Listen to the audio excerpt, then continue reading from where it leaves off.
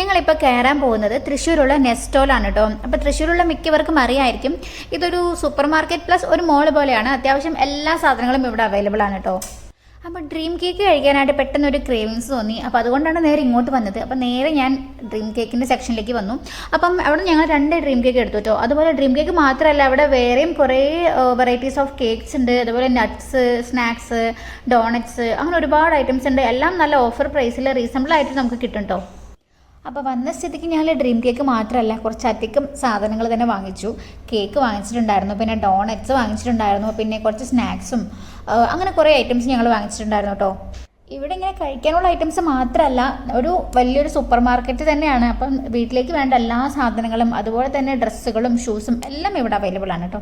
അപ്പോൾ ഈ കാറിൽ കയറിയതും തന്നെ എനിക്ക് കൊതി സഹിക്കാൻ വേണ്ട ഞാൻ ഡ്രീം കേക്ക് എടുത്ത് ടേസ്റ്റ് ചെയ്തു കേട്ടോ. നല്ല അപാര ടേസ്റ്റ് ആയിരുന്നു കേട്ടോ. കിടിലൻ ഐറ്റമായിരുന്നു.